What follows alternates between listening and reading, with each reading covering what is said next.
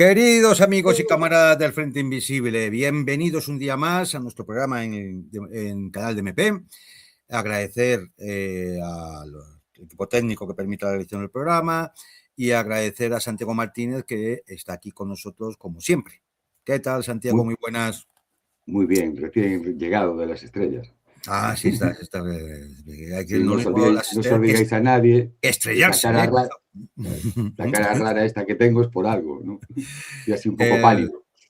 Bueno, es decir, lo primero, recordarles a ustedes, por favor, que nos ayuden a enfrentarnos al totalitarismo digital propio que domina, sobre todo en la Unión Europea. Otros sitios también, pero sobre todo en la Unión Europea. Y para eso, pues, hacen falta sus suscripciones, comprueben las suscripciones, que le den a la campanita, que le den al like, que hagan comentarios, esto es importante para posicionar el vídeo, y sobre todo, y lo más importante, es que compartan los contenidos con todas aquellas personas que ustedes crean que les puede resultar de interés. Y dicho esto, hoy vamos a hacer el tercer y último programa referido al mito de los extraterrestres, mito posmoderno de los extraterrestres y los ovnis como reencantamiento tecnológico, ¿no?, del mundo, ¿no? Es decir, así brevemente por recordar, pero yo les aconsejo que vean los dos programas anteriores, pero por recordar lo que era este mito, ¿no? Era algo así como que existen inteligencias extraterrestres no humanas, ¿sí?, que visitan la Tierra. ¿Sí? Los gobiernos lo saben, pero lo ocultan. ¿Sí? Y su revelación transformará nuestra comprensión de la realidad. ¿Sí? Los ovnis, que algunos catetos ahora llaman WAP, porque lo ha dicho la administración norteamericana, directamente como ovejas, WAP, serían la evidencia empírica de esta presencia. Realmente es un mito de sustitución, sustituiría los metarrelatos religiosos e ideológicos típicos de nuestras civilizaciones por una nueva cosmogonía, ¿no?, donde no hay una verdad oficial, sino que hay una revelación, como en las antiguas religiones tradicionales, ¿no?, donde la verdad no es algo a estudiar desde el punto de vista de la ciencia, la filosofía, sino un secreto que está a punto de hacerse público. En ese secreto, en todo este mito, ¿qué es lo que hay? Una deslegitimación del Estado, pues claro, el Estado es el que nos oculta la verdad. Y lo que hay es una legitimación de la tecnocracia. ¿Por qué? Porque esta tecnocracia es la que realmente nos va a traer esa revelación, ¿no? Y para ello, pues hay que exigirle transparencia total al gobierno, aunque el fenómeno sigue siendo inasible. Nadie sabe qué es, ¿no? Solo tenemos las interpretaciones de una especie de casta de iniciados, ¿no?, que son los que nos informan de este asunto, ¿no? Pero claro, aquí hay una función política. Y la función política es que si no estamos solos, ¿no?, si tenemos un problema cósmico, ¿no?, entonces ya el gran problema de la humanidad no es el capitalismo, ya no es el colonialismo. Es decir, la lucha política se vuelve ridícula. ¿Por qué? El enemigo ya no es la clase dominante, la terrestre, sino una burocracia estatal que nos oculta la verdad. Y además, el no estar solos implica la unificación de la humanidad frente a una amenaza o a un aliado exterior, diluyendo los conflictos reales y materiales que tenemos en el mito. Esta era la exposición del mito, por si alguno no la recuerda. Y para eso había tres factores que habían ayudado a expandir el mito, ¿no? Uno era que, bueno, la vida extraterrestre debe ser algo común en la inmensidad del cosmos por lo grande que era el cosmos, ¿no? Pero ya habíamos visto que, hombre, se obvian las dificultades. Si la vida es una cuestión de azar, entonces es muy posible que se vuelvan a dar las casualidades que se han dado en nuestro planeta. No es una cosa sencilla, ni muchísimo menos. Si la vida y el desarrollo de una civilización es una necesidad material, que hay unas leyes en la naturaleza. Pero claro, tampoco hemos encontrado esas leyes, al menos todavía, que nos indican que todo planeta situado en una determinada zona y demás tiene obligatoriamente que desarrollar un modo de vida, que este modo de vida va a evolucionar y al final se va a llegar a una civilización tecnológica. No hay nada que nos indique que eso vaya a ser así o tenga que ser así por necesidad. Incluso hay quien podía pensar que, bueno, que todo obedece a un diseño inteligente de un ser superior, un dios, y por tanto, igual que aquí, en la Tierra ha aparecido una civilización tecnológica, ¿por qué no en otros puntos del cosmos? Pero no deja de ser más que una hipótesis. No hay nada para poderlo contrastar, ¿no? El segundo factor ha sido la influencia de la ciencia ficción y de Hollywood, inculcando en nuestra cultura popular la posibilidad de la existencia de los vuelos interestelares. Es decir, de que los humanos saliéramos al espacio y pudiéramos visitar otros planetas, otros sistemas solares, otros planetas, otras estrellas. Esto, que está muy bien y muy bonito, claro, implica también una cosa, que entonces ellos también pueden venir. Si hay otra civilización exterior, también pueden venir aquí, ¿no? Y ya vimos en el programa anterior que, hombre, esto también está lleno de dificultades, pero no de dificultades simplemente porque haya un problema tecnológico, de desarrollo tecnológico, sino que hay dificultades, hay problemas por la misma estructura de la realidad física, que no podemos soslayar ni con la mejor de las tecnologías imaginables, porque son las leyes de la naturaleza. Y quedaba el tercer factor, los visitantes. Es decir, nosotros salimos a las estrellas, claro, cuanto más tecnología vayamos adquiriendo, más lejos llegaremos a las estrellas. Luego, una civilización que sea mucho más antigua, una civilización tecnológica, con mayor facilidad van a poder llegar ellos aquí. Y de hecho se están llegando, los vemos. Los vemos. Y bueno, pues hoy vamos a ver ese tercer factor. Yo me he traído, por saludar, a un marcianito. El marcianito este es Chiburasca. Chiburasca era un personaje, un protagonista de los mejores dibujos animados soviéticos.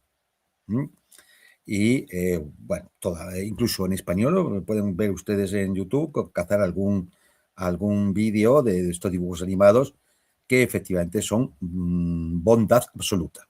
Es decir, si queremos una revelación de la bondad y de los grandes valores humanos, no hay que esperar ningún marciano, basta Chiburasca. Lo pueden ustedes encontrar, yo lo recomiendo. Para empezar con este tema, tenemos que partir de un punto. Y el punto no es otro que la paradoja de Fermi. ¿Qué es la paradoja de Fermi? Bueno, pues en los años, creo que fue después de la Segunda Guerra Mundial, todos los científicos estaban alrededor del proyecto Manhattan, en Los Álamos. Bueno, pues lógicamente seguían trabajando, creo que era el año 47, y en un momento determinado, lógicamente, pues muchas veces salen a almorzar juntos, están todos trabajando allí, y en una de estas comidas se reunieron, pues, Edward Teller, físico, que es el padre de la bomba H, de la bomba termonuclear, Emil Konopinski, Herbert George y un premio Nobel, Enrico Fermi.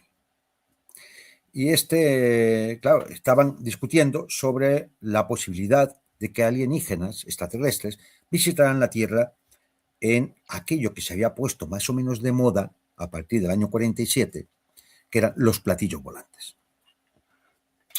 Y entonces, en medio de la conversación, Fermi la interrumpe abruptamente con una pregunta aparentemente simple. Bueno, pues sí, en este universo impresionantemente grande, donde se han tenido que desarrollar cientos de miles, millones o miles de millones de civilizaciones tecnológicas, algunas mucho más antiguas que la nuestra y por lo tanto más desarrolladas, con capacidad entonces de transmitir señales o de venir, decía Fermi, ¿dónde están todos? Y esta pregunta se acabó formalizando como la paradoja de Fermi. Claro, uno se pone a hacer estigmatizaciones de civilizaciones. Incluso hay una famosa ecuación, la ecuación de Francis Drake, donde se puede, Frank Drake, ¿no?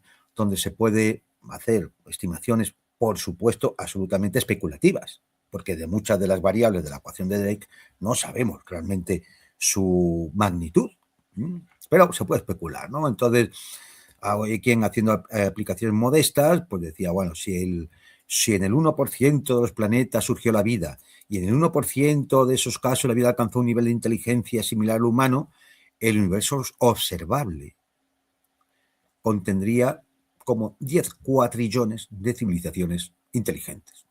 Solo en la Vía Láctea esto significarían 100.000 civilizaciones inteligentes. Si al menos una fracción de esas civilizaciones emitieran ondas de radio o rayos láser o algún otro tipo de señal, los instrumentos modernos ya tendrían que haber detectado algo, ¿no? Sin embargo, no se ha oído nada nunca. De ahí viene la Pascua de Fermi. Por eso decía Fermi, ¿dónde están todos? Si son tantas las civilizaciones, ¿dónde están todas? Alguna, ¿no? Alguna podría haber mandado una señal. ¿No? Es decir, bien. Es más, uno podría decir, se han imaginado modelos de cómo esta civilización mucho más avanzada y antigua podían haber colonizado toda la galaxia, con lo cual habrían llegado aquí. Y para eso pues existían cosas como las sondas de von Neumann, son máquinas autorreplicantes que van por el espacio, ¿no? Viajan a otros planetas y pueden construir copias de sí mismas para continuar la expansión, ¿no? Se ha calculado que, por ejemplo, sin viajar muy rápido, este método de las ondas von Neumann podría colonizar toda la galaxia en unos 3,75 millones de años. Claro, si tenemos en cuenta que hay estrellas y por todo el planeta muchísimo más antiguo que 3,75 millones de años, si existieran esas civilizaciones extraterrestres, pues lo más normal es que yo me hubiera visto pasar por aquí al menos una sonda de von Neumann de alguna civilización, de alguna de esas 100.000 civilizaciones. Luego la cosa no puede ser tan fácil. Es decir, algo hay que no es... que no hace que esto sea tan sencillo, ¿no? Ha habido muchas hipótesis para explicar la paradoja de Fermi. Yo voy a ir deprisa porque hay mucha documentación de esto en la red, en el propio YouTube y demás, donde pueden ver algunas de estas hipótesis que podrían explicar la paradoja de Fermi de por qué no los vemos o no os hacen acto de presencia o no los detectamos. Bueno, hay una que es la de el amanecer cósmico, ¿no? Que dice que, hombre, a ver, realmente el universo temprano no era el más estable, imaginable, ¿no? Por lo tanto, había escasez de metales pesados, exceso de radiación, etcétera. Hay problemas para crear planetas rocosos. Entonces, bueno, pues hay que esperar que se produzca toda esa evolución estelar, ¿no? Y que se enriquezca el medio interestelar y así se estabilicen las zonas habitables. De tal manera que puede ser, porque todo es una hipótesis, que la vida compleja solo sea posible en una ventana cósmica muy reciente. Es decir, que podríamos ser los primeros. Y por lo tanto, realmente pudiera haber civilizaciones en otros sitios, pero que estén en una fase anterior a la nuestra. Por lo tanto, no los podemos detectar. No están. Otra hipótesis está, es de Francis Crick, que fue también premio Nobel de Química o de Medicina, por el tema es un codescubridor del ADN, o sea, no es ningún tonto, ¿no? Que es de la panspermia dirigida. Pero, es decir, una civilización avanzada va sembrando la vida allí por donde va, pero claro, eso serían un experimento biológico, solo que los creadores del experimento ya no están. ¿Y por qué? Porque se extinguieron. El laboratorio fue abandonado, nos dejaron aquí. Y ni nos observan ni nos van a salvar de nada porque ya no existen.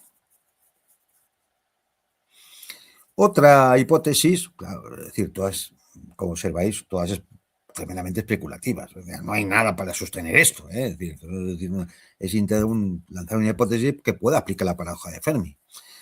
La cuarentena galáctica. Bueno, pues simplemente que las civilizaciones más avanzadas nos han identificado como un patógeno a los seres humanos. Estos son peligrosos y lo que hay que hacer es evitar que la enfermedad se propague. Con lo cual, para evitar que se propague, es dejarlos ahí aislados, en cuarentena, por eso se llama la cuarentena galáctica, ¿no? En cuarentena, ahí aislados, para que no se propaguen, porque somos un patógeno. Si contactaron con Trump. Deben ser muy buenos todos, claro, es decir, con lo cual, bueno, pues eso explicaría por qué no tenemos ninguna señal ni hemos observado nunca nada. Otra hipótesis, que es la del abandono del macrocosmos, que es que la evolución tecnológica de una civilización, cuanto más avance, en vez de ir hacia el exterior, vaya hacia el interior. Es decir, que digitalicen sus conciencias, esto es muy transhumanista, abandonan la biología como algo ineficiente, se acaban haciendo un backup de cerebro en el ordenador y entonces, bueno, pues es una inteligencia, una mente superior que vive en un software. Por lo tanto, no contacta con nadie. Otra hipótesis son las ondas Berserker. Son estas ondas de von Neumann que comentaba antes, máquinas autorreplicantes que van colonizando la galaxia, y lo hacen en pocos millones de años. Es decir, y entonces, bueno, pues una civilización superior programaría estas ondas mediante una directiva central. Si encuentras vida inteligente emergente, hay que erradicarla para que no se convierta en una amenaza. Pero claro, si eso fuera así, dado el tiempo que ha pasado, ya habría habido aquí sondas Berserkers y nos hubieran eliminado. Luego, si estamos aquí, es porque esas sondas no han venido. No han pasado ni de lejos. Bien. La hipótesis del zoológico. Bueno, esta es que las civilizaciones desarrolladas han avanzado una ética de tal altura que han decidido no interferir en el desarrollo de los demás. Star Trek. Claro, no podemos molestar a la evolución, y por tanto hay que dejarle su albur, con lo cual ni contacto ni nada. Pero ¿ha habido alguna evidencia posible de contacto? Bueno, lo único que hay fue la señal WOW. 15 de agosto de 1977, un astrónomo, Jerry Herman, detecta una señal de 72 segundos en su radiotelescopio en la Universidad Estatal de Ohio, que coincidía su frecuencia con la frecuencia de 1420 MHz, que es la línea de emisión del hidrógeno, que todo el mundo entiende que como es el elemento más común del universo, pues sería, de alguna manera, todo el mundo tiene que tenerlo medido. Se supone cualquier civilización tecnológica, porque es la más sencilla, el hidrógeno, el elemento. Por lo tanto, esta señal coincidía y, hombre, pues llama la atención. Podría haber sido, ¿no? Lo cierto es que nunca se volvió a detectar. Pudo ser un error. A lo mejor fue una señal, efectivamente, de una civilización. Pero luego, si lo fue, se ha callado. Y se ha callado para siempre, porque no hay ni señal más. En los años 60 se impulsó un proyecto de comunicación con señales extraterrestres, que era el proyecto SETI, de escucha continua de millones de frecuencias simultáneas, y han pasado más de 60 años y no se ha escuchado nunca nada. Que conste que yo participé con mis ordenadores durante mucho tiempo. La ilusión, ¿no? Instalabas un software en tu ordenador, entonces te mandaban paquetes de datos, tu ordenador los analizaba y los volvía a reenviar. Y así, pues, millones de ordenadores. Pero bueno, el proyecto se canceló hace un tiempo. Se canceló porque no ha habido resultado. No. Y quedaría otra hipótesis, que es la del bosque oscuro. Hay una hipótesis que es la del gran filtro por delante o por detrás, no la aplica porque la tienen ustedes en fuentes abiertas, la pueden mirar, pero creo que es muy liosa como para entretenernos mucho tiempo en el programa con eso. Pero sí la del bosque oscuro, ¿no? Porque es una aplicación de la teoría de juegos y la cosmología que viene a decir lo siguiente, se basa en 3 axiomas. Dice que, a ver, la supervivencia es la necesidad primaria de toda civilización, por evolución natural. Es decir, la supervivencia es la necesidad primaria de toda civilización. 2, los recursos del universo son finitos, por la ley de entropía. 3, la comunicación estelar tiene un retardo, como ya explicamos en el programa anterior, enorme, incluso puede ser de siglos. En ese lapso, la civilización pacífica, que nosotros hemos identificado, pues igual se convierte en una amenaza existencial. Consecuencia, se levanta una cadena de sospechas y entonces tú no puedes confiar en ninguna civilización con la que contactes. De esto ya el propio Stephen Hawking avisó. Con lo cual, el acto más lógico, más seguro, es, al detectar cualquier otro tipo de vida, no es saludar, hola, estamos aquí, sino aniquilarla preventivamente antes de que se desarrolle la amenaza. Es decir, y esto lo harán todas las civilizaciones, estar calladas, no delatar tu presencia para que no venga alguien con una tecnología superior y te liquide. Esto se llama la hipótesis del bosque oscuro. El silencio del cosmos no sería vacío, sería que un bosque oscuro donde todos contienen la respiración aterrorizados. Es decir, esto serían, bueno, pues las hipótesis que darían lugar a explicar la paradoja de Fermi desde un punto de vista de que existieran civilizaciones extraterrestres avanzadas. Con lo cual, la conclusión es, o estamos solos, o estamos aislados, o estamos en peligro. Ninguna de las tres es muy reconfortante, vamos, no es una maravilla, pero es lo que hay. ¿Qué pretendían, por ejemplo, el proyecto SETI y otros al observar el cosmos, ¿no? Buscando a vida alienígena, buscando civilizaciones desarrolladas y buscando vida? Bueno, pues encontrar lo que se llaman biofirmas, es decir, detectar variables que nos indiquen que necesariamente eso tiene que ser vida, o tecnofirmas, detectar posibles desarrollos tecnológicos que solamente lo puede realizar una civilización inteligente, no la propia naturaleza, es decir, el desarrollo de los planetas y los sistemas solares, ¿no? Respecto a las biofirmas, por ejemplo, comento alguna, ¿no? La existencia de una atmósfera planetaria de metano y oxígeno a la vez, eso es incompatible en el equilibrio químico, porque son altamente reactivos entre ellos, ¿no? Es decir, y se destruyen formando, o sea, mutuamente, formando agua y monóxido de carbono. Ya. Si los detectamos mediante espectroscopía en algún planeta, sería la prueba de que hay una fábrica química. Por ejemplo, la fosfina, mundos rocosos. Bueno, pues es un tóxico, es un gas tóxico inflamable, es un compuesto de fósforo que en la Tierra solo la única fuente que conocemos son microbios anaeróbicos, que estos que viven en los pantanos y ambientes sin oxígeno, ¿no?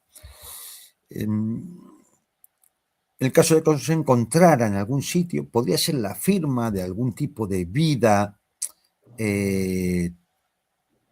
tenaz en unos medios absolutamente tóxicos y oscuros, es decir, con una posibilidad de evolución absolutamente mínima, porque el medio no da, simplemente. La existencia del dimetilsulfuro, por ejemplo, ¿no? Que es un compuesto orgánico azufrado que se produce por el metabolismo del fitoplancton marino. Y no existe ningún proceso geológico o vulcanológico en un planeta que lo genere en grandes cantidades. Si detectara esto, pues, hombre, nos indicaría que de alguna forma ahí hay algún tipo de vida pequeña, fitoplancton, pero, oye, sería un tipo de vida. El borde rojo, bueno, esto es simplemente que si hay vida vegetal que utilice la clorofila, porque absorbe la luz visible, veríamos efectivamente un reflejo de color en los planetas y de luz infrarroja cercana que evita el sobrecalentamiento. Es decir, notaríamos una franja allí donde hay unas manchas, ¿verdad?, que podrían ser el indicativo de que existen bosques o selvas o algo parecido. También la contaminación lumínica nocturna. Claro, si en una zona de contraste de noche a día en un planeta vemos lucecillas, como en el planeta Tierra, pues hombre, que a lo mejor hay luz eléctrica, como se ve en nuestras ciudades desde las altas capas de la atmósfera, ¿no? Es decir, podría ser otra señal. También los clorofluorocarbonos, ¿no? Estos famosos que contaminaban la capa de ozono. Estos son compuestos sintéticos que no existen en la naturaleza.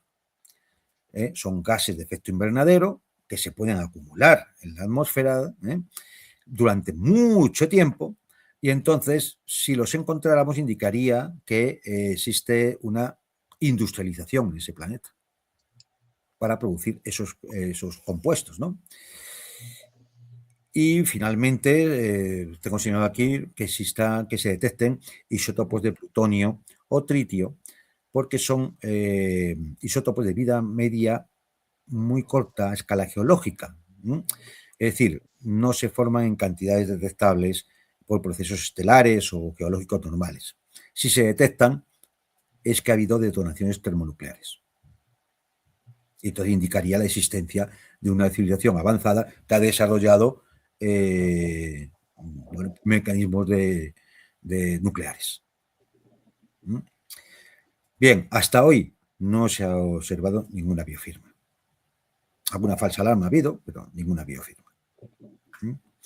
Muchos dicen que, bueno, pero se dan todos los compuestos, en los meteoritos hemos detectado aminoácidos. Sí, todos los compuestos que ustedes quieran, pero ninguna de estas, que son las que nos indicarían realmente la existencia de vida y desarrollo de una civilización.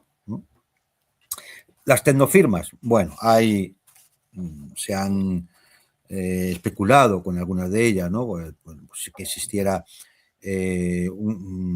como hemos visto en alguna película de ciencia y de ficción, ¿no? Un arma como la estrella de la muerte, que es capaz de concentrar en un haz de luz de altísima intensidad contra un planeta para destruirlo, ¿no? Podríamos haber visto algún fenómeno de ese tipo. No, aquí quizás la única tecnofirma así más significativa sería encontrar una esfera de Dyson, de Freeman Dyson, que lo propuso en los años 60, que sería una estructura que se crearía alrededor de la estrella, con un enjambre de millones de colectores solares independientes, ¿no?, que recogieran la energía de la estrella. Claro, si lo viéramos desde fuera, veríamos que el brillo de la estrella va disminuyendo y veríamos un aumento del calor infrarrojo, porque claro, ese colector va recogiendo energía, va calentándose, veríamos un aumento del calor infrarrojo, ¿no? Y eso nos detectaría que, bueno, pues ahí podría darse la existencia de una esfera de Dyson. Tampoco nunca hemos hallado ninguna. Con lo cual, bueno, pues en lo que es nuestra acción proactiva para encontrar vida extraterrestre o civilizaciones avanzadas, no ha servido de nada, al menos hasta el día de hoy. ¿Qué quedaría? Bueno, pues que fuera al revés, que fueran esas civilizaciones las que vinieran a visitarnos. Y aquí viene toda la fenomenología ovni, que es parte precisamente del mito, como decíamos, porque de alguna manera es lo que da lugar a la revelación. A ver, saben ustedes que llevamos un par de años, 3 quizás, donde se vienen dando testimonios de funcionarios de inteligencia militares en los Estados Unidos, sesiones en el Senado, se creó se creó el ARO, que es una especie de organismo del Pentágono para estudiar los ovnis, ahora llamados fenómenos anómalos no identificados, y ver cuáles serán explicables o no. Últimamente, además, ha habido 4 rondas de desclasificaciones de documentos y vídeos y fotografías de estos fenómenos. Vaya por delante una cosa previa. El fenómeno existe, porque no todos los testigos van a mentir. Es decir, los testigos ven algo.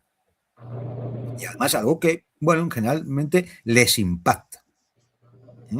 Por tanto, no podemos negar la existencia del fenómeno. Ahora bien, hay que distinguir entre esos avistamientos que pueden tener, que tienen explicación, y aquellos que no se les ha encontrado explicación. Pero ojo, que no se les haya encontrado explicación no significa que no la tenga. Es decir, un caso de avistamiento de un ovni que no ha sido todavía explicado no significa que sean marcianos. Es lo que tenemos que entender. Es decir, a lo mejor existe otra explicación sin tener que recurrir a una hipótesis tan fuerte desde el punto de vista del método científico como, no, son visitantes de una civilización extraterrestre. Podría ser difícil por todo lo que hemos hablado, pero podría. Podría. Pero, claro, es decir, para eso tiene que haber una prueba fuerte. Porque si ante un avistamiento alguien me da una explicación de un fenómeno natural o sociológico o tecnológico y otra persona me da una explicación y decir, no, es que vienen de la estrella no sé cuánto de las Pléyades. Pues hombre, la navaja de Ockham lo que me dice es, hombre, es más sencilla la hipótesis de que sea uno de estos fenómenos, ¿no? Antes que esta explicación. Por tanto, lo primero que habría que hacer es excluir toda la fenomenología que pueda explicarlo para dejar ya, en última instancia, como última hipótesis, que pudiera ser de visitantes extraterrestres. Y digo pudiera, porque no habría posibilidad de probarlo fehacientemente de una forma material, salvo que viniera el marcianito, le diéramos la mano y le invitáramos una caña.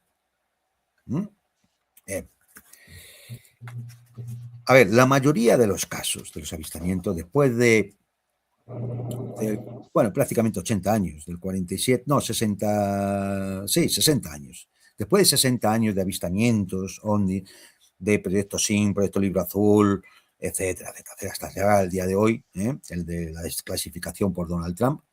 Después de todo esto, la mayoría de los casos, la inmensa mayoría de los casos, se han resuelto, identificándolo como globos, pájaros, drones, satélites, aeronaves convencionales, fraudes, muchos.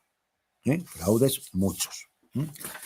Siempre queda un pequeño porcentaje de casos no resueltos, porque sí ven a lo mejor alguna característica desconcertante, aceleraciones hipersónicas, interferencia activa en sensores, cambios de dirección bruscos y cosas así, pero que no se les haya logrado explicar no es sinónimo de que sean extraterrestres.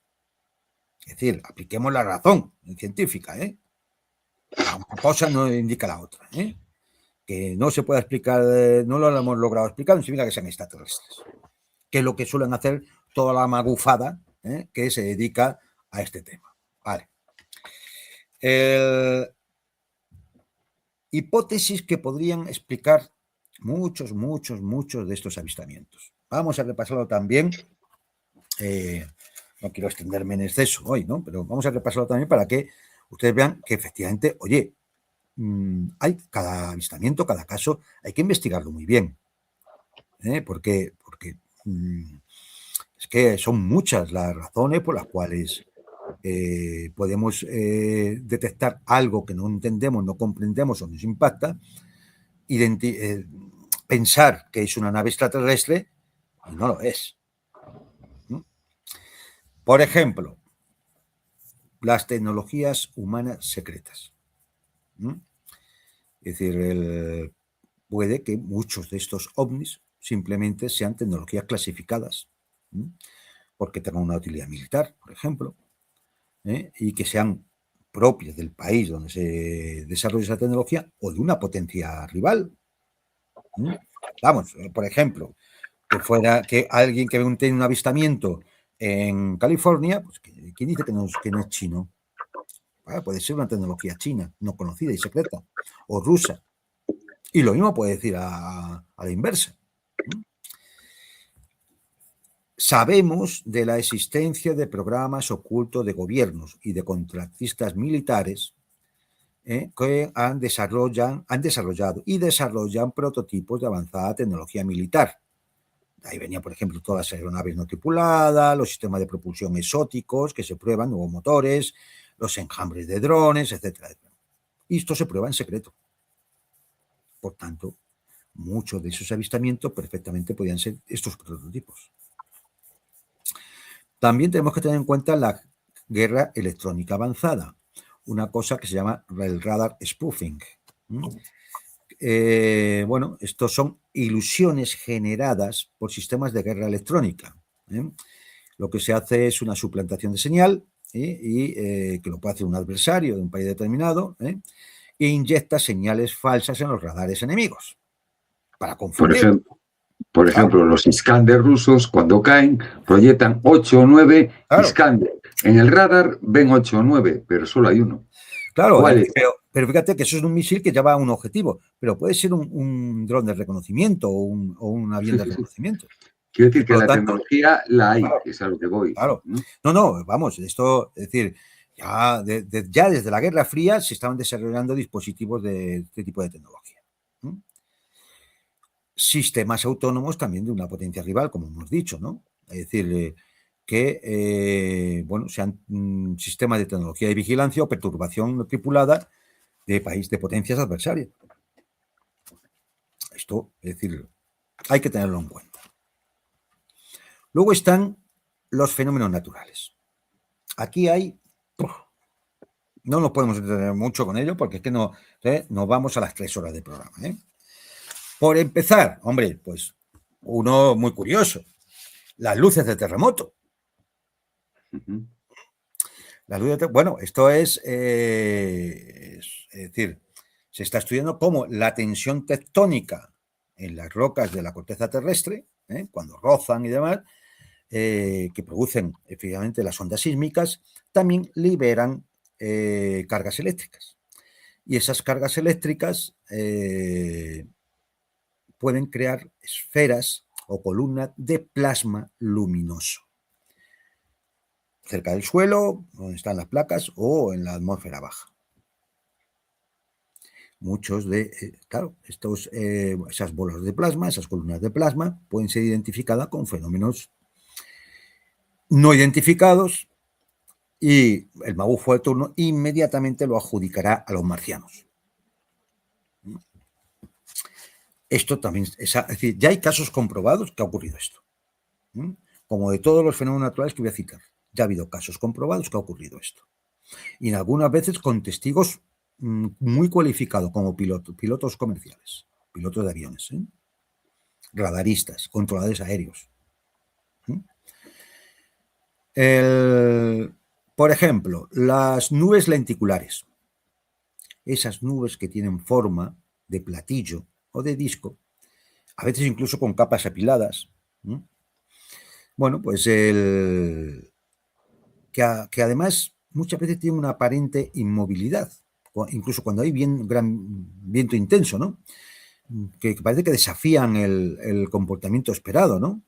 Y realmente es que son, cuando hay un flujo de aire frío y húmedo, y es forzado a ascender, al encontrarse con una barrera orográfica, como una montaña, ¿no? Una cordillera, pues se crean esos remolinos en el aire y crean esa forma, como es un aire húmedo, crea esa forma de la nube, y crea esa forma de platillo, ¿no?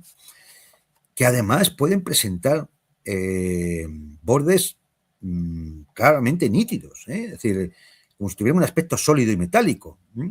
¿Cuándo? Cuando son iluminadas por el sol. Pues claro, tú estás en una montaña arriba, el sol está a lo mejor bajando, ilumina la nube y la nube te da una sensación de tener un tono plateado o anaranjado o rojizo, metálico, y eso lo puedes confundir con una nave. Salvo que, hombre, seas un meteorólogo y estés acostumbrado a ese tipo de nube, ¿no?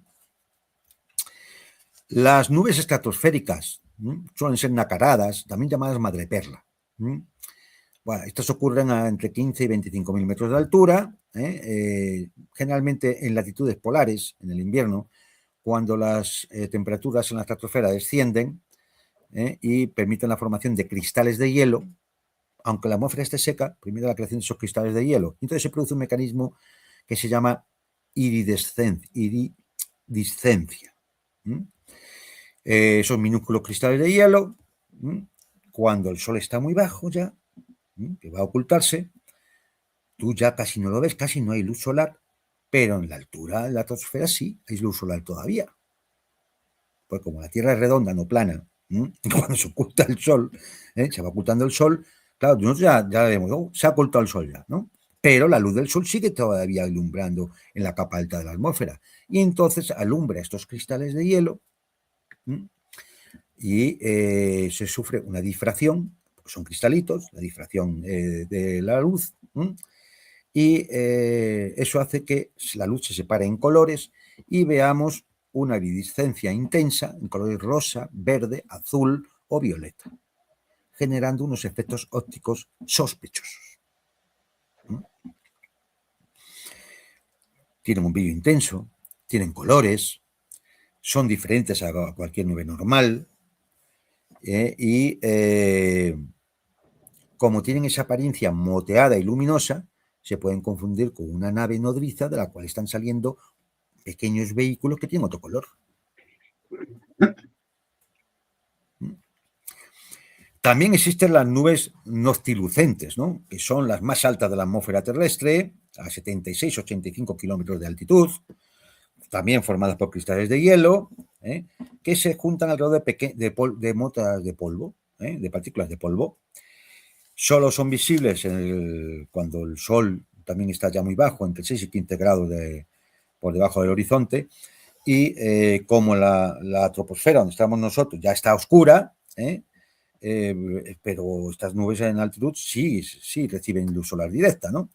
Y induce a confusión porque tienen un brillo azul eléctrico o blanco plateado, es decir, con patrones filamentosos, ondulados y demás. Y entonces, bueno, al final parecen cosas artificiales, estructuradas, ¿no? Y se pueden asociar erróneamente con objetos en órbita o con naves espaciales y demás, ¿no? Otro fenómeno que también ha dado lugar a mucha confusión es el rayo globular, el rayo en bola, que le dicen algunos. Es un fenómeno atmosférico, ocurre en tormentas, pueden tener más de 1 metro de diámetro y cuando, bueno, se han visto, hay grabaciones, hay filmaciones, cómo flota en el aire, se mueve de forma errática, rebota en la superficie como si fuera sólido, y luego al final se desvanece. O puede explotar con un estallido, ¿no? Es decir, pero lo más normal es que se desvanezca, ¿no?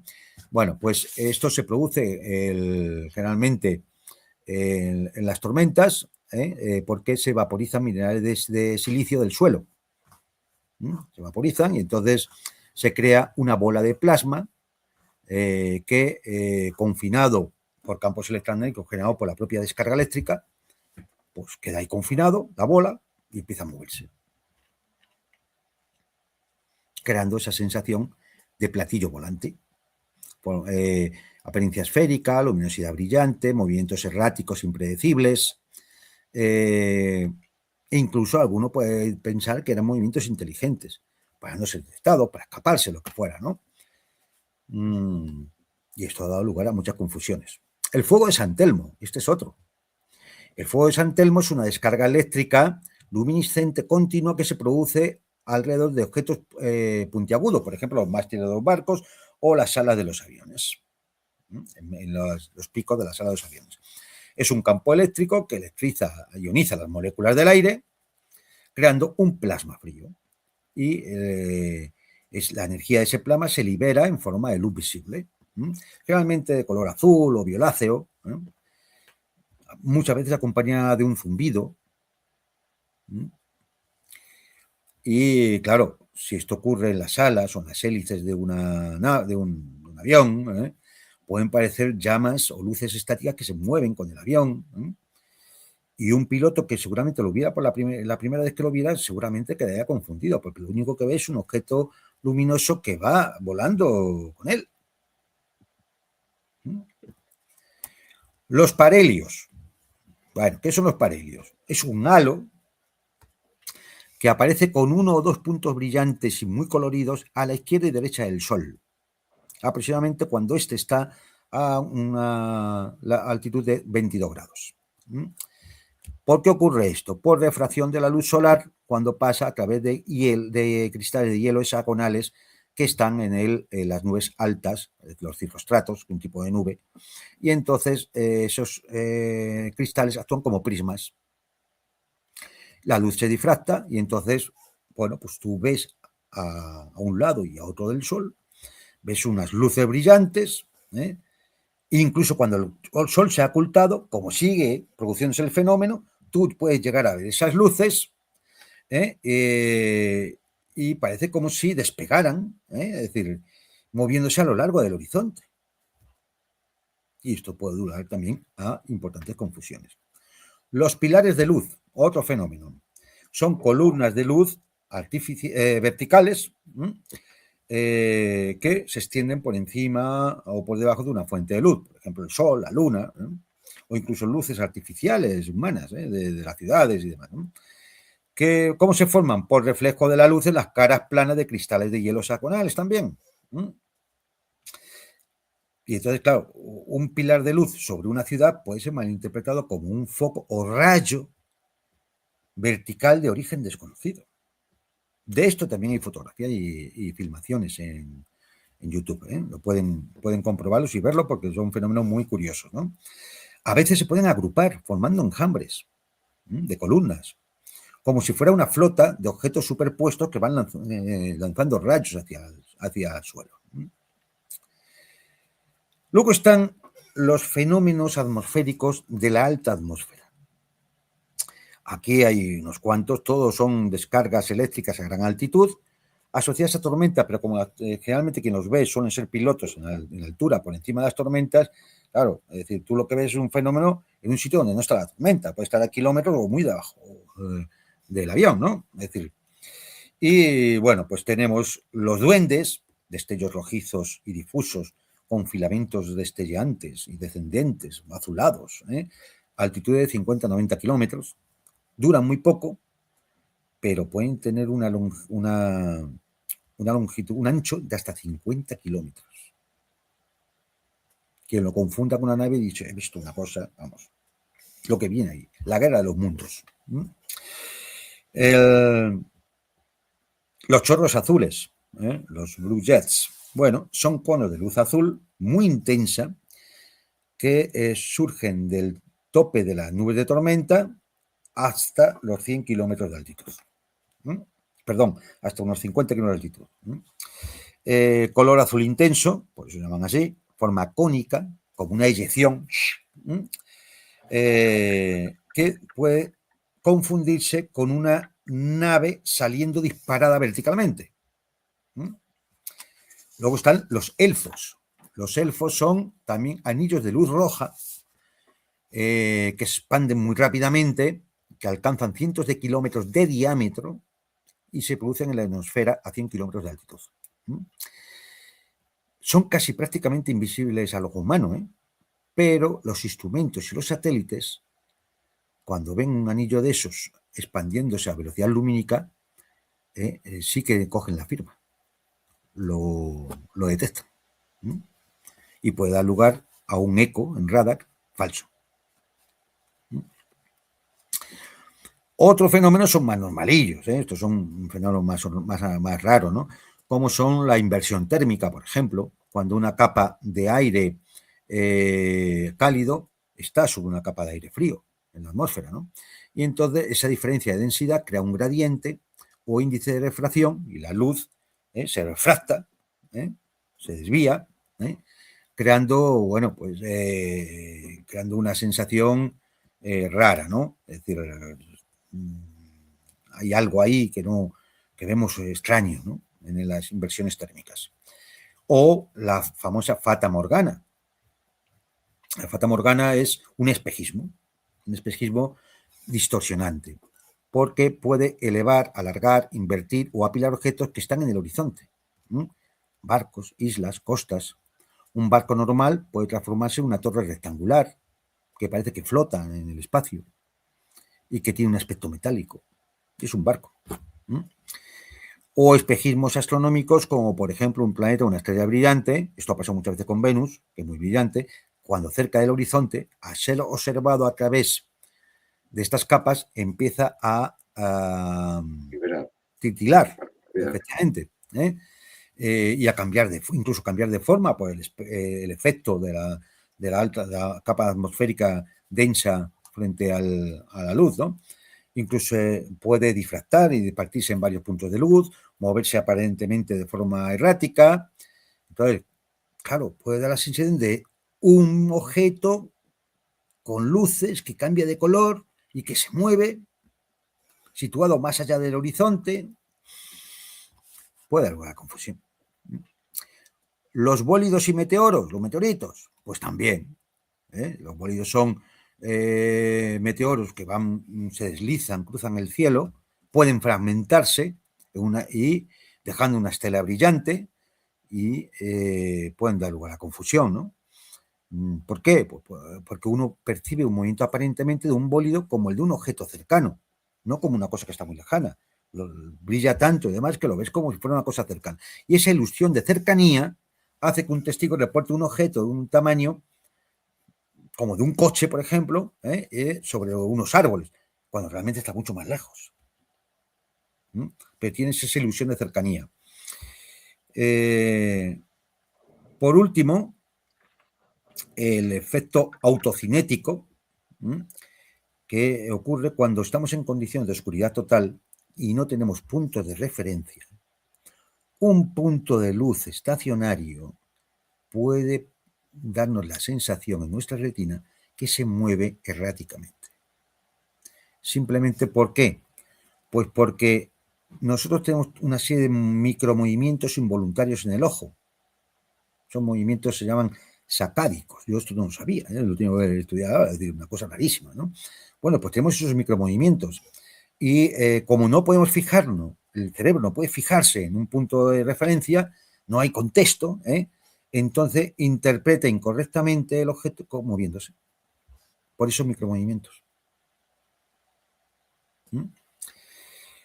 Claro, un piloto que, por ejemplo, fije su mirada en Venus sin tener un punto de referencia, puede estar pensando que está viendo un objeto que se está moviendo. Bueno, estos son fenómenos naturales. ¿Y los globos? Los globos. Bien. Aquí tenemos, bueno, esto es una de las causas más frecuentes de avistamientos. Y además cada vez han ido proliferando más, porque antes solo había el famoso globo meteorológico, una radiosonda. Y es que el globo se comporta de una forma contraintuitiva. Pueden mantenerse inmóviles si no hay viento, pueden estar en el espacio aéreo, moverse lentamente, cambiar bruscamente de altitud precisamente por cambios de presión, pueden moverse a gran velocidad si cogen una corriente de chorro, e incluso adquirir formas extrañas cuando empiezan a desinflarse. Forma de platillo, por ejemplo, ¿no? Además, reflejan la luz solar de forma intensa creando una especie de punto brillante que parece metálico, sólido, y en ocasiones está pulsante, dependiendo del material con que estén hechos, ¿no? Y así tenemos los globos meteorológicos, que estos, bueno, pues estos tienen, no son de gran tamaño, se hacen con látex inflado con helio o hidrógeno, con una cuerda de suspensión de unos 30 metros, donde va luego la radiosonda y el dispositivo transmisor de los datos meteorológicos, ¿no? Ascienden a 5 o 8 metros por segundo, y a medida que van ascendiendo, el globo se va expandiendo, porque la presión es menor, ¿no? La presión atmosférica va disminuyendo, y por lo tanto el globo va expandiéndose, ¿no? Y llega a la atmósfera, a la estratosfera, 20-38 kilómetros más o menos, y hasta que ya se ha expandido del todo, ya tiene varios metros de diámetro, y así hasta que revienta. Cuando revienta, pues cae en su pequeño paracaídas, la radiosonda, y se recoge. Claro, tú ves un objeto de varios metros de diámetro que además lleva colgando seguramente de lo que cuelga, que es una cinta, tiene un nombre por ahí, lo he visto, de lo que cuelga. Claro, el globo refleja la luz del sol, y lo que cuelga también, y te puede dar la sensación, es una nave que va con una nave pequeñita, acompañada, si es que lleva un solo sonda, porque para investigación científica pueden llevar más, y puede dar la sensación de ser una nave rodeada de 7 o 8 pequeñas. Son una nodriza con 7 o 8 acompañantes, o 6 o 5, lo que sean, ¿no? Es decir, claro, pues estos también son proclives a que puedan ser confundidos. Luego están los globos estratosféricos, que estos se utilizan generalmente para pruebas de ingeniería, investigación científica, y bueno, pueden llegar a tener, por ejemplo, un globo típico de la NASA para investigaciones así, puede llegar a tener 130 metros de diámetro. 130 metros de diámetro, el globo. Claro, a gran altitud, completamente expandidos, son más grandes que un campo de fútbol. Claro, como reflejan el sol, con un gran brillo, perfectamente esférico, tiene un montón de cuerdas que soportan la carga útil con los instrumentos científicos, pueden crear la sensación de una estructura compleja y multifuncional de una gran nave, o de una nave de Oriza con otras naves más pequeñas, ¿no? Cuando se cae, se arruga y demás, y se pliega, pues va reflejando la luz de forma cambiante, parece que va cambiando de color, pero simplemente es que se está comprimiendo, Es decir, y aunque el globo se mueve con el viento a 40 kilómetros de altitud, un testigo sin referencias no puede jugar su distancia. Con lo cual, si el observador se mueve, por ejemplo, en un coche o en un avión, el efecto de paralaje le va a dar la sensación de que aquello va a una velocidad impresionante, hipersónica. Claro, porque no es lo mismo, si ustedes cogen un bolígrafo, ¿no?, y lo mueven a gran distancia, no es lo mismo que a la misma velocidad lo muevan aquí, que parece mucho más rápido. Ese es el efecto paralaje. Sí, dicho para hacerlo aquí, ¿no? Con lo cual, bueno, a esto pues, se puede añadir los globos estratosféricos de vigilancia y reconocimiento militares, los globos cautivos, estos aerostatos tácticos de la defensa, ¿no? Los globos de investigación científica, que suelen tener mucha más duración y van mucho más lejos. Incluso ahora ya los globos de aficionados, e incluso los farolillos de Kunming, que habrán visto, que son esas linternitas volantes que se utilizan de brillo cálido, que van ascendiendo, ascienden hasta una capa de la atmósfera y se van moviendo por esa capa, que son esos faroles que van con una vela, que se utiliza mucho en Oriente, en celebraciones. Claro, van ¿hasta cuándo? Hasta cuando que la vela se apaga, porque se consume. Y entonces da la sensación que alguien que lo ve en la lejanía, de ver 4 o 5 puntos de luces, y cómo a poco van desapareciendo. Claro, eso de un enjambre de estas farolillos, pues se convierte en una flota de ovnis en formación que desaparece. Fenómenos más modernos, hombre, los trenes de luces. ¿De quién? De Starlink. Eso los vi yo.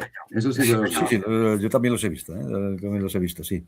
Bueno, pues sabe que los satélites de Starlink son satélites pequeños, 1 metro más o menos, de media, que se colocan a órbitas de 550 kilómetros de altura, pero claro, cuando se lanzan en un cohete Falcon 9 y se lanzan, pues creo que son 60 satélites de golpe. Y se colocan en línea, para cuando lleguen a su punto de despliegue, esto se despliegan a unos 350 kilómetros de altura, ¿no? Y tienen que subir luego hasta los 550, cuando alcanzan su punto de donde se tienen que colocarse. Y poco a poco, uno a uno, se van colocando. Y claro, mientras ocurre eso, tú que ves en el cielo un tren de 20, 30, 40 lucecitas en formación yendo por el cielo. Y eso es verdad, porque yo los vi y estaba con mi ex mujer y ella decía, son ovnis, son ovnis. Y digo, que no, que eso es Starlink. Fui al ordenador, busqué y me salió... Hay un montón de fotos.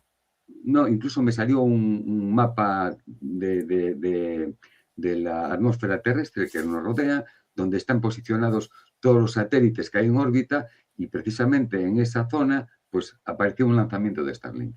Claro. No, pero es curioso, porque claro, a mí me ha pasado. La primera impresión que te lleva a decir, pero ¿qué hacen ahí 9 o 10 o 12 objetos luminosos todos en fila en el cielo, ¿no? Es decir, claro, inmediatamente dices, esto no es normal. Claro, luego decir, lo piensas 5 minutos, ¿a qué va a ser Elon Musk lanzando sus cacharros? Y efectivamente, pueden ustedes buscar en Google en imágenes, trenes de Starlink, trenes de satélites Starlink, y hay un montón de fotos acá de cómo son, ¿no? Es decir, y claro, esto no se asemeja a ningún fenómeno natural, no produce ningún sonido, y claro, pues, hay que tener en cuenta que incluso de noche, claro, ¿por qué están iluminados? Porque están a 350 kilómetros de altura, la luz del sol les está llegando, aunque no ya estemos de noche, ¿no? Y además sigue una trayectoria recta, una velocidad constante, en perfecta formación. Entonces, que dices tú, bueno, esto, ¿qué es esto, no? Esto es raro, ¿no? Pues son esos, son los trenes de satélites de Starlink. Ha habido otros proyectos también, por ejemplo, de Google Alphabet, que eran el proyecto Loom, que también eran globos, en este caso eran globos, no eran satélites, pero sí que iban a mucha altura también y producían un fenómeno similar, ¿eh? Además, ahora nosotros conocemos Starlink, pero hay varias casas de Sí. internet satelital, o sea, no solo No, Starlink. y rusos y chinos están empezando a lanzar también ya Claro, sus cadenas de satélites para Internet. claro, y además otras empresas privadas que cotizan en bolsa o que van a salir ahora en Sí, bolsa, pues yo sé de 4 o 5 por lo menos. sí. No tienen el potencial de Starlink, indudablemente, pero también lanzan sus satélites. Luego hay otro fenómeno también curioso, ¿no? El espectro de Brocken. Este es un poco menos conocido, es decir, pero también es muy curioso. Es decir, bueno, esto es un fenómeno óptico que se produce en la atmósfera. Y es que si delante de ti tienes un banco de nubes o niebla, y tienes detrás el sol ocultándose, tu sombra se proyecta sobre esas nubes o esa niebla, dando la sensación de que tienes delante no sé, un gigante o algo irregular que está ahí, ¿no? Delante. ¿Qué es eso? Que además, como actúa, como esa luz solar difracta también las diminutas hojas o gotas del agua de lluvia de la nube o de la niebla, pues se crea una especie en la sombra de la figura alrededor, una especie de cuerpo sutil, de fluorescencia, la gloria le llaman, como los santos, ¿no? Esa especie de halo, ¿no? Es decir, claro, la sombra del observador se acaba proyectando en la nube, pero no se proyecta claro, no tiene definición. Tú ves una forma rara. Eso sí es un individuo, pero imagínate que es una nave. O que es lo que es proyecta, sí, una nave, un avión, un barco, un globo, un dron, lo que sea.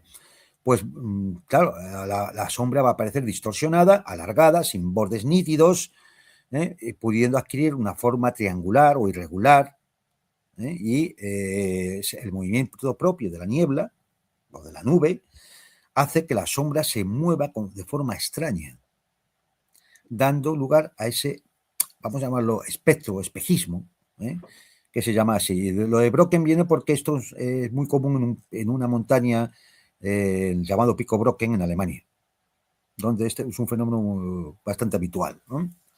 Suele ocurrir eso en montañas de terrenos elevados que tienen por debajo valles brumosos o con nubes, niebla, y claro, se da desde una aeronave, por ejemplo, cuando vuela sobre una capa de nubes, estratos o niebla, pues, y tiene el sol en un ángulo adecuado, pues el espectro del avión va a aparecer como si fuera una aeronave fantasma que tiene delante. Es decir, esta combinación de fenómenos ópticos, de eventos de plasma, de nubes inusuales, de objetos humanos en condición atmosférica extrema, como los globos, ¿no? Los trenes de satélites, los fenómenos ópticos como el espectro de Brocken, los globos atmosféricos, que hemos dicho, las ilusiones por el paralaje. Todo esto, claro, son muchas posibilidades que se pueden dar para crear un fenómeno que nos puede confundir y que explican muchísimo. Algunos calculan que más del 95% de los avistamientos ovni. Luego tenemos las hipótesis psicosociales y cognitivas. La psicocultural. Esta fue propuesta por un neurólogo, el doctor Steven Novella, y lo que dice es que, bueno, realmente el fenómeno ovni no es causado por una inteligencia no humana, sino que es una interpretación desde nuestros valores culturales, psicológicos y de percepción que es errónea. La cultura popular, el cine, la literatura, ha creado una especie de molde o de guión social, ¿no? Que cuando una persona, esté entrenada o no, observa un estímulo ambiguo, lo puede confundir. Sería una especie de falsa percepción psicocultural. También están las ilusiones sensoriales. De alguna manera lo hemos dicho con el tema del paralaje, ¿no? Es decir, cuando un movimiento aparente de un objeto causado por el movimiento del observador. Es decir, el movimiento, lo que yo veo del objeto se mueve, pero si yo también me estoy moviendo, estoy sumando las velocidades y da la sensación que si yo voy tranquilamente, tengo la sensación de estar parado como en un avión, por ejemplo, que tú vas en tu asiento leyendo tranquilamente con un vaso de Coca-Cola encima de la mesita, y da la sensación que no te mueves.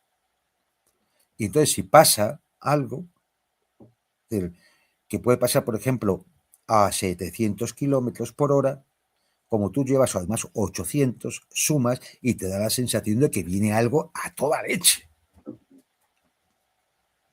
Y no es así. Es una ilusión sensorial. También están los factores de personalidad y incluso los socioeconómicos. Se ha estudiado que existe correlación entre el aumento de reportes de avistamientos ovni con situaciones de crisis económica, política, militar o de todo tipo. ¿Por qué? Porque la gente tiene un estado más alterado y puede cometer mayores errores de percepción.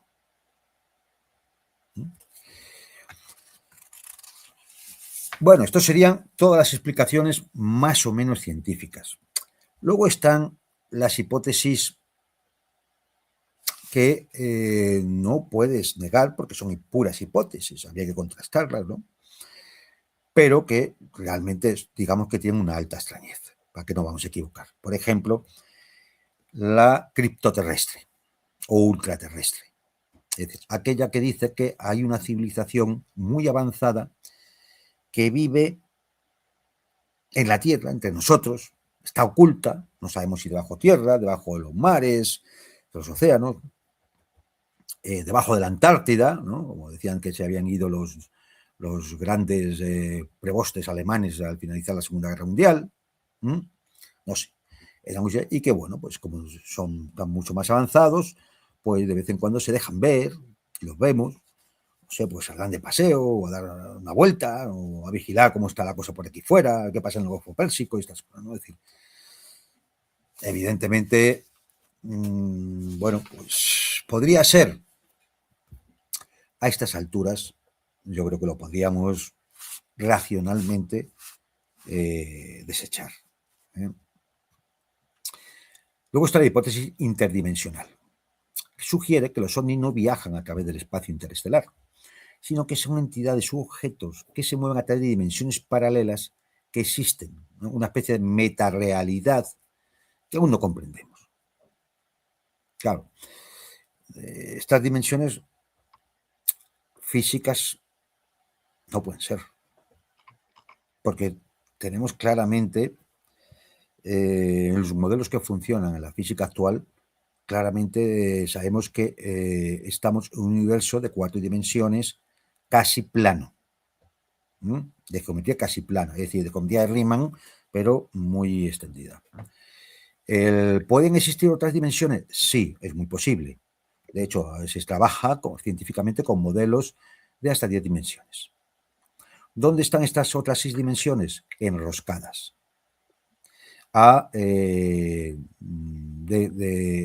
enroscadas, vamos, a magnitudes cuánticas. Claro, pensar que es que hay civilizaciones avanzadas que en algún momento son capaces de dar el salto cuántico y aparecer en un espacio de 4 dimensiones, y me imagino que luego volverse a un espacio de dimensiones, no sé, todo esto suena no raro, es que no hay la más mínima evidencia que esto pueda ser así. Esto es una vulgar especulación, casi más de ciencia ficción que otra cosa. Con lo cual, bueno, pues nos quedaría un par de hipótesis más. Una es la de Jacques Vallée. Y esta la digo porque Jacques Vallée no es ningún tonto. Jacques Vallée es un científico, informático, astrofísico, uno de los creadores del Internet. No estamos hablando de un tonto. Trabajó muchos años en la NASA y él era un defensor de la hipótesis extraterrestre hasta que se ha convertido en el mayor de los críticos de esta hipótesis, porque él tiene otra. Él cree que quizá va un poco en sintonía con lo de la hipótesis interdimensional, aunque no es exactamente así. Él cree que existe una metarealidad que no vemos, que está ahí, que es absurda, y que, bueno, que a lo mejor es un sistema de control sobre nosotros, que puede haber seres que estén ahí. No tenemos más explicación, tampoco la da Vallée. Él la sostiene, él dice que esto de que sea una metarealidad, porque que siempre ha estado ahí, es porque ha hecho una comparativa de los avistamientos ovni con el folclore y con las tradiciones antiguas, desde el comienzo de la humanidad, ¿no? Y entonces él dice, él tiene un libro muy famoso, Pasaporte a Magonia, donde documenta estos paralelismos. Dice, esto que llamamos ahora extraterrestres, eran las hadas, eran los gnomos, era la Santa Compañía, es decir, como si esto hubiera existido desde siempre, ¿no? Con lo cual es un fenómeno que estaría ahí en una metarealidad que solo en determinado momento se hace visible, por razones que no entendemos, O sea, es decir, ni Vallée explica. Pero Jacques Vallée lo que sí hace es decir, a ver, el fenómeno tiene una alta extrañeza. Y claro, no parece que sea propio de una civilización tecnológica avanzada seres que acaban pidiendo agua en una casa, o que cocinan tortitas, o que mandan mensajes extraterrestres sin sentido o con faltas gramaticales. Es decir, mandan un mensaje para que lo escriban y tienen faltas. Ve. Eso ya casi no lo hace ni la inteligencia artificial nuestra. O naves que tienen remaches de tornillos y antenas como si fueran fabricadas en los años 50. Pues vamos a ver, ¿cómo va a tener remaches? Las placas metálicas de los remaches. Con eso no es que no vayas a hacer un viaje interestelar, es que no llegas ni a la Luna. Es que no llegas a la Luna. Bueno, hacen profecías, el visitante le dice al que lo avista, ¿no? Al testigo, le suelta una profecía, de que va a pasar esto, no pasa, no dan una. O que tienen disfraces ridículos, o que utilizan sistemas, por ejemplo, que aterriza, levita sobre el suelo y en vez de bajar con una plataforma, ¿no? Pasa una escalerilla, ¿no? Y el marciano baja por la escalerilla.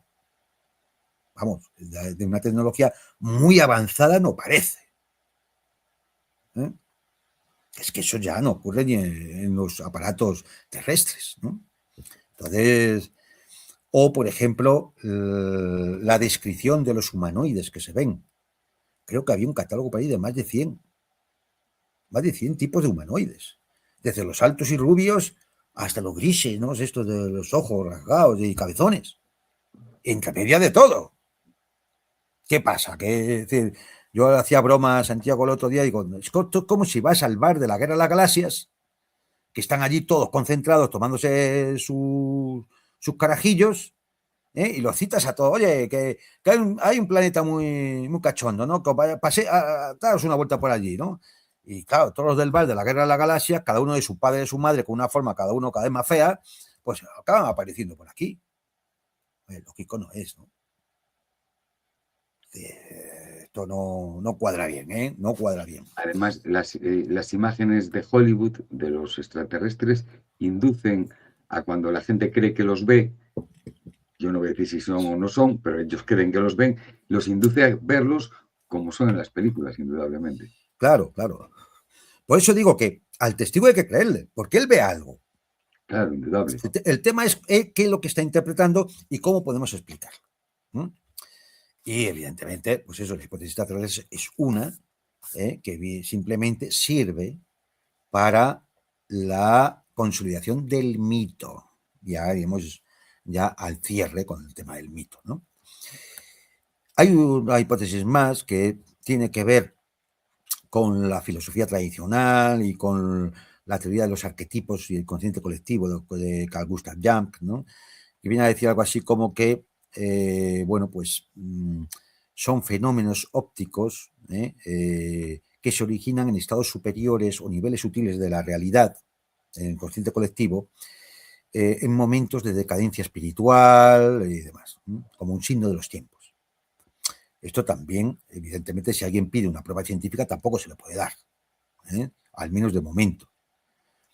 Lo que sí tiene es que tiene algo más de coherencia, porque eso explicaría, por ejemplo, los absurdos que comenta Jacques Vallée, ¿no? Por ejemplo.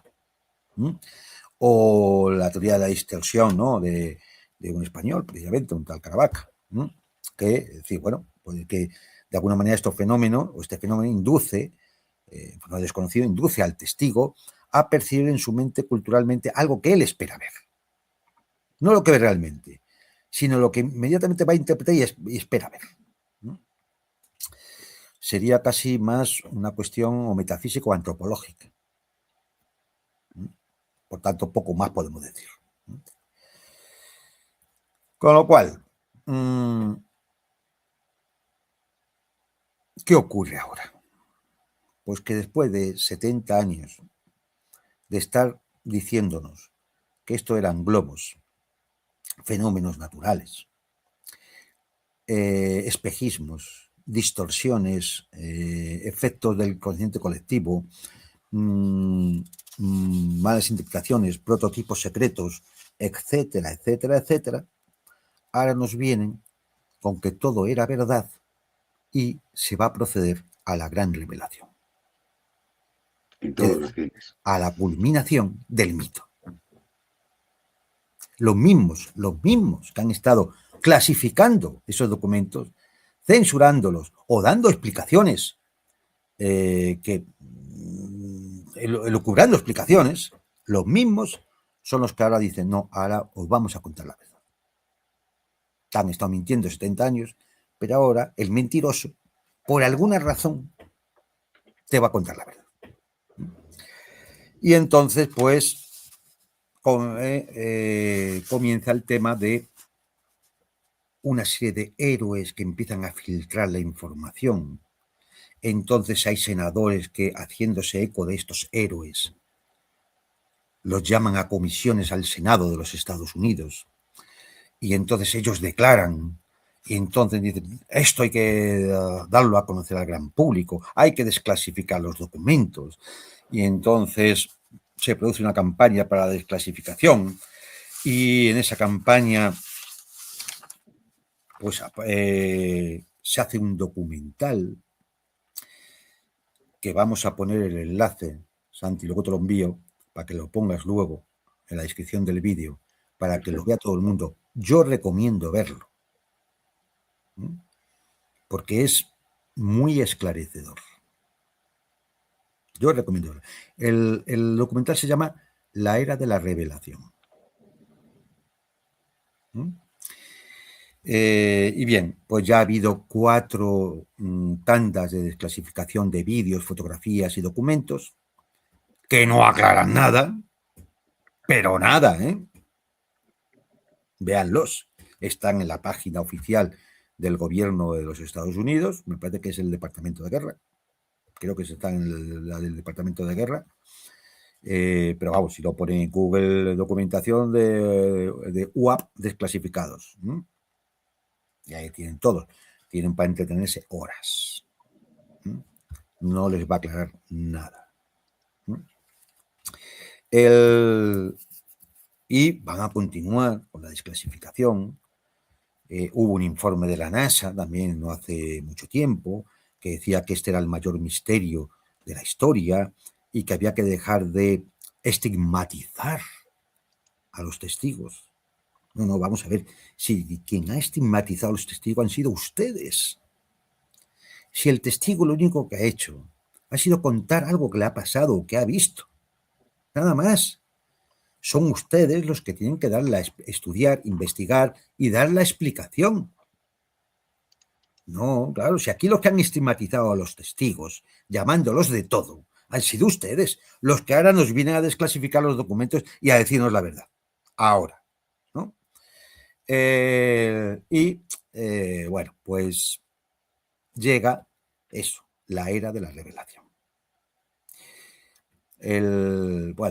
El documental se emitió en marzo de 2025. Dirigido y producido por Dan Farag. Entrevistan a exfuncionarios del gobierno de Estados Unidos, a personas asociadas al movimiento de divulgación, esto es lo que digo yo, estos héroes que han empezado a divulgar, bueno, pues incluso a miembros de la actual administración norteamericana. De hecho, me parece que Marco Rubio aparece 2 o 3 veces.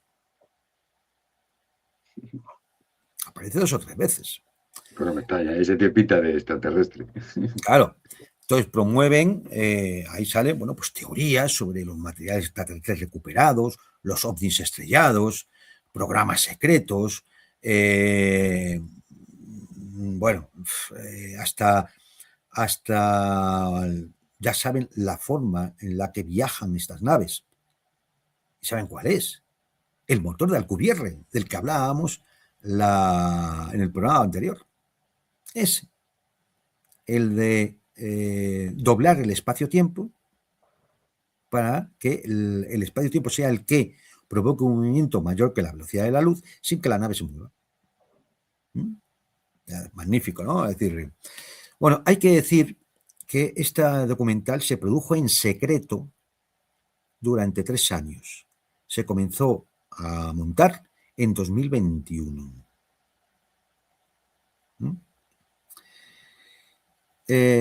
Por supuesto, fue el más taquillero en 2025 cuando se emitió.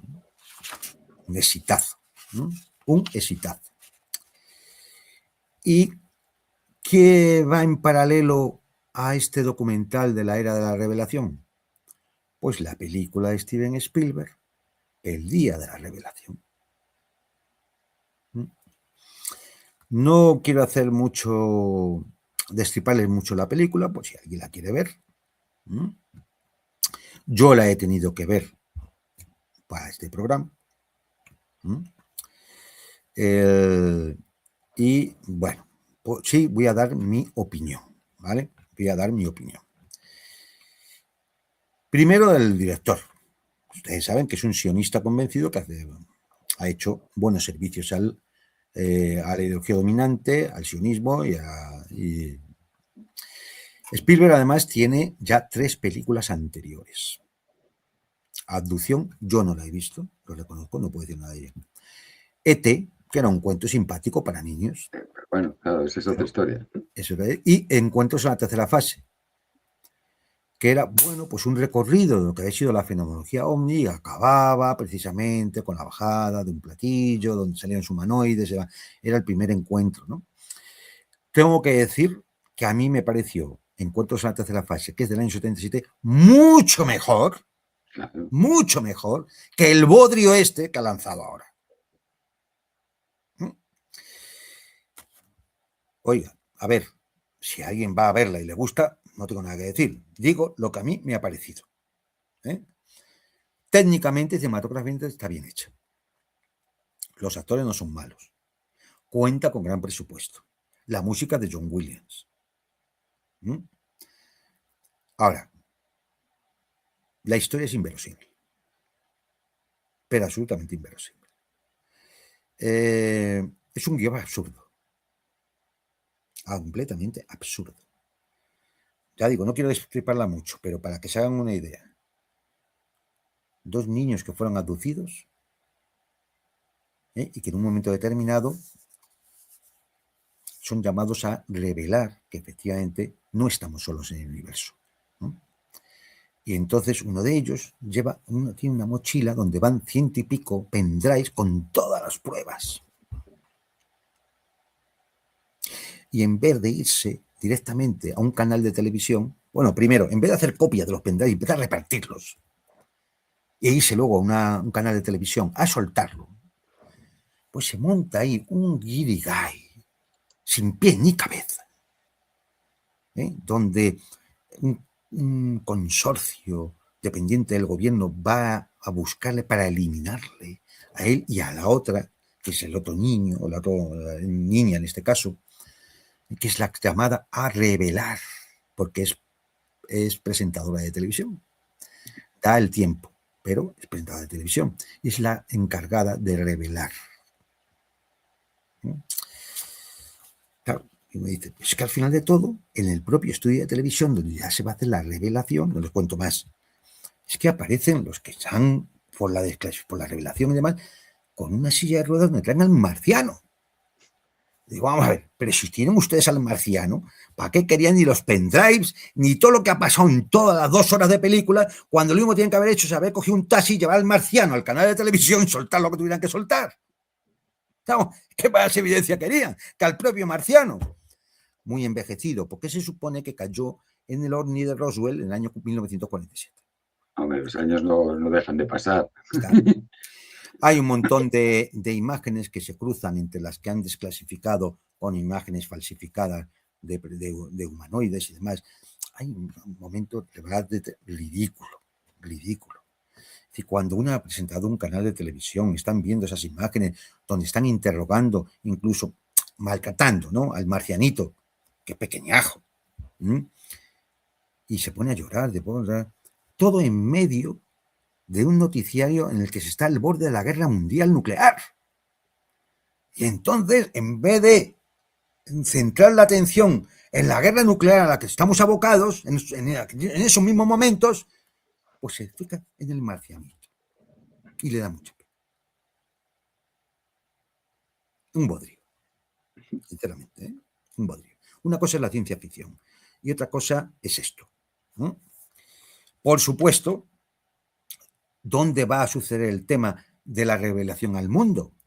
Hombre, podría haber sido en Mendoza, Argentina, o en Maracaibo, o en Toulouse, en Francia, o en Yakarta, o en Motilla el Palancar, aquí en La Mancha. No, hombre, no. Kansas City. No, no. Allí, claro, en Kansas City,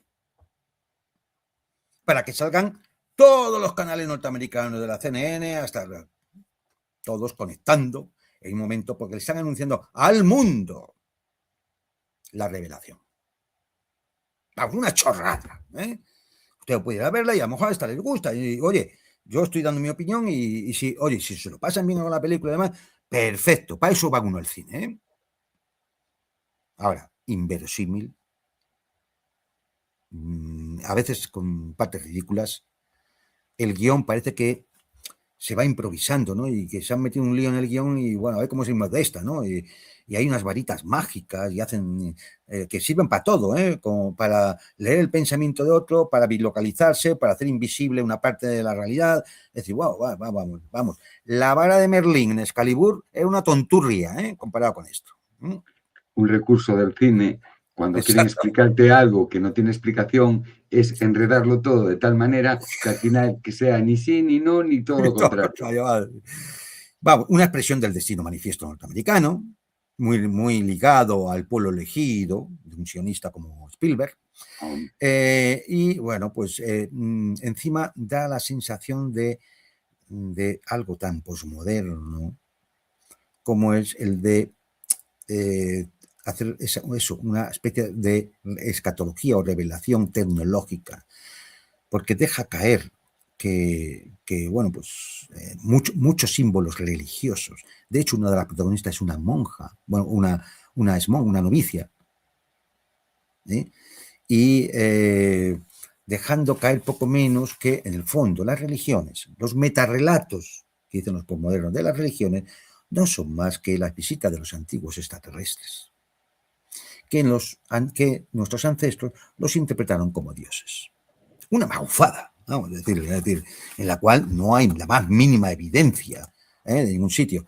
Pero es que además, pero se ve la intención de Spielberg. Mire, hay en una entrevista que le hacen a Spielberg poco antes de estrenar la película, dice él mismo en la entrevista: ¿qué le hace esto a las creencias fundamentales que muchos de nosotros tenemos? ¿Es Dios, nuestro Dios, solo de este planeta o es un Dios para cada sistema donde hay una civilización, vida inteligente, incluso vida en desarrollo? Vamos a ver, miren ustedes. Spielberg no tiene ni puñetera idea del concepto de Dios. Porque el concepto de Dios, sea creyente, ateo o agnóstico, es un concepto muy delimitado en las filosofías a lo largo de la historia, en las religiones. Es un concepto metafísico de un ser creador del universo, por lo tanto es el mismo Dios para todos, omnipresente, omnipotente, que está fuera del espacio, fuera del tiempo, etcétera, etcétera, etcétera. Es decir, Dios tiene atributos. Aunque usted no crea que exista, es decir, aunque simplemente sea una especulación filosófica, tiene atributos, está definido. ¿Qué demuestra Spielberg? Que no tiene puta idea. Eso es lo que demuestra Spielberg, de lo que es Dios. Pero ¿qué insensatez es esa?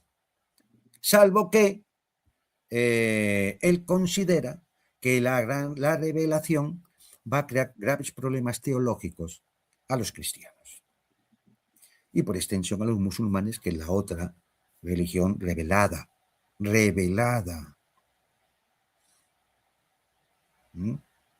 Y ahí se ve esa sustitución del metarrelato arraigado en nuestras culturas y civilizaciones a un relato tecnológico posmoderno, que es todo el sentido que tiene esto. Si ustedes ven la película y ven el documental La Era de la Revelación, yo creo que les sobra este programa, ¿eh? No hace falta, porque es que se van a dar cuenta ustedes mismos. Claro, todo esto, ¿cómo se justifica? Es que, ¿por qué las cosas han ocurrido así? Porque había que ir poco a poco para evitar el shock ontológico.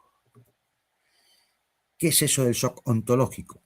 Pues que no se sabe por qué.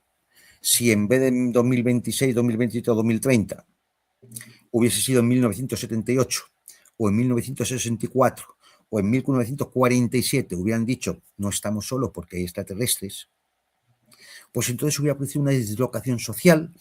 No sabemos por qué la economía se hubiera hundido, no sabemos por qué la gente hubiera perdido la fe en Dios, no sabemos por qué, todo se hubiera ido al traste. Entonces, claro, eso no tiene consistencia ninguna. Si a ustedes mañana les dicen, pues se ha descubierto una civilización tecnológica en Próxima Centauri, pues usted reflexionará, joder, qué importante es eso, se tomará su café y será a currar, porque si no va a currar no come, haya extraterrestres o no los haya, y además va a seguir sufriendo la explotación capitalista, porque por muchos marcianos que vengan, aquí siguen mandando los mismos. O sea, no se deje arrastrar por el mito de los magufos, porque este es un mito postmoderno que viene a intentar legitimar el orden global que las grandes corporaciones tecnológicas y compañía están intentando imponer. Alerta a los pueblos. Yo lo siento si alguien se siente decepcionado. Espero sus comentarios, sus críticas, y yo sé que incluso alguno puede que me diga, pues yo lo que vi, y seguramente usted lo que vio, lo vio. Es que no es eso. Y tampoco niego que pueda haber civilizaciones extraterrestres, si es que no lo niego, porque no puedo negarlo, científicamente no puedo negarlo. Es una hipótesis que no puedo contrastar. Pero por la misma razón, vale la hipótesis contraria. Ojo. Y a ver, lo que ustedes tienen que procurar es que no sean abducidos, pero no por los marcianos, por los terrestres que sostienen el mito. Ese es el peligro, que la abducción no venga de los marcianos, sí de los terrestres que mantienen. Ni ser víctima de los magufos, que ahora además son gubernamentales, que ya es el colmo. Porque había magufos que esto lo hacían porque daba dinero, vendían libros, programas de televisión y estas cosas. Y oye, vale, puede ser hasta entretenido. Anda, que no he visto yo programas de estos. Si yo veía, Santi, tú seguramente, a lo mejor hasta lo recuerdas también, a don Fernando Jiménez del Oso. Hombre, por supuesto. Un tipo magnífico. Los de nuestra generación, todos lo llegué a conocer en persona. Yo lo llegué a conocer en persona. Un tipo magnífico. Pero el tipo siempre explicaba todas estas cosas desde un punto de vista científico y no afirmaba nada. No daba por seguro, como Bob Lazar, de que vio. Sí, efectivamente. No. Decía, ha ocurrido estos hechos, puede ser esto, puede ser lo otro. Claro. Y tú después analizabas. Oye, cada uno llega a sus conclusiones. Y, oye, yo comprendo que, a mí me resulta, digo, no puede ser, por ejemplo, cosas que habla otro tipo que es excepcional, muy buena persona, un tipo magnífico, que es Enrique de Vicente. Ahora, ¿eso significa que tengo que estar de acuerdo con alguna de las cosas que... No, porque no me parecen... no me parecen que sean serias en el sentido estrictamente de la metodología científica. Igual tiene razón, pero porque se lo ha imaginado o porque le ha llegado por ciencia, por influencia divina, ¿no? Pero no porque pueda... Y es donde quiero llegar. A ver, el tema es sencillo. Si alguien cree que una presunta civilización extraterrestre muy avanzada ha superado los 3 factores de los que hemos hablado en estos programas, ha superado los filtros, es capaz de no dejar ni biofirmas ni tecnofirmas y se pasea por el jardín de nuestra casa como si fuera el chupacabras, solo tiene que traer las pruebas y ponerlas encima de la mesa. Así de sencillo. Yo le dejo no 1 hora y media, 2 horas o 3 horas de programa. Simplemente con que traiga algo que podamos considerar que efectivamente esto sí que no dará lugar a confusión. Sencillo, ¿verdad? Si me permites, Juan, ahora que hablas de que traigan pruebas, hay una persona que estoy seguro de que el 99,9% de los que estamos viendo el programa lo admiran. Era astrofísico, cosmólogo, divulgador científico y sobre todo un grande de la ciencia ficción, nada más y nada menos que Carl Sagan. Sí. Él era amante de la ciencia ficción, escritor de ciencia ficción, divulgador. Bueno, pues dice la máxima de Carl Sagan que él escribió. Afirmaciones extraordinarias requieren siempre pruebas de evidencias extraordinarias. Que algo sea posible, por ejemplo, la existencia de los extraterrestres, no significa que sea probable en un caso concreto. Para creer algo muy improbable, la prueba que te presenten debe ser tan sólida que sea imposible de falsificar o explicar de otra manera. Mientras esa prueba no exista, lo racional es mantener el escepticismo. Y esto no lo dice Santi, lo dice el señor Carl Sagan, que para mí es uno de los más grandes en la cosmología, en la divulgación científica y en la ciencia ficción que ha existido nunca. Y si él lo dice así, fíjate, ¿qué voy a decir yo? Y ya, mira, ya que tú como eres gallego, te voy a decir, ¿tú sabes quién es el primer ufólogo más o menos científico del mundo? Sí, un no me gallego. salgo. Sí, Óscar Rey Brea. Rey Brea, sí. Óscar Rey Brea, sí, señor. Sí. El primer gran ufólogo del mundo. Antes de que ocurriera lo de Kenneth Arnold y el que se estrellara el OVNI en Roswell y todo eso, ya estaba Óscar Rey Brea estudiando el tema. Pues sí, y de los dioses hablaba y de, sí. Óscar Rey de Brea, todas estas cosas. El gallego sabio, sí, señor. Hay un muy buen trabajo de Manuel Carballal sobre Óscar Rey Brea. Muy interesante. Es decir, pues yo digo que no, es decir, no se trata de credibilidad. Se trata de poner evidencia encima de la mesa y de ser un poco racional, aplicar un mínimo de racionalidad, de metodología. Y mirad, es que no es nuevo. Es que no es nuevo. Mira, os voy a decir ya para irnos. En 1988 hubo una transmisión de televisión que se llamaba Encubrimiento de OVNIs en vivo. Esta transmisión de televisión presentaba a funcionarios y pilotos de la Fuerza Aérea Norteamericana a hablar de los ovnis, que luego tuvieron que admitir que habían utilizado el programa para difundir desinformación. Es decir, un antecedente. Pero voy a ir a otro antecedente más gracioso todavía. En 1974 se emite un documental que examina avistamientos de ovnis destacados desde la época, desde la posguerra mundial, hasta aquel momento, estamos hablando de 1974. Se llamaba OVNIs Pasado, Presente y Futuro. Luego fue reestrenado en 1976 con el título OVNIs ha comenzado. Casualmente, un poquitín antes de que se estrenara una película, Encuentros en la tercera fase. Es decir, basado precisamente en el libro OVNIs ha comenzado. Es decir, repetimos la historia. Solo que ahora, claro, en aquel momento quizás era más ingenuo, o quizás que entonces sí pensaban que podía ser. Ahora el tema va mucho más lejos. Ahora no es una cuestión de marcianitos, es una cuestión de la gran revelación. El día de la revelación. Deje usted de creer en todo lo que creía para creer en esto que ahora tenemos, que nos lleva a un gobierno tecnológico, porque los estados son muy malos, nos han ocultado la verdad. Sí, pero ahora se están redimiendo, lo van a contar todo, ¿no? Claro, ahora lo van a contar todo. Yo espero que salga el marciano de un momento a otro por televisión. De momento, a quien tenemos aquí es a Chiburasca. Y a Donald Trump. No me jodas. Que lo pones en la televisión y dices que se encuentra en la cuarta fase y te lo crees con esa cara y lo que dice.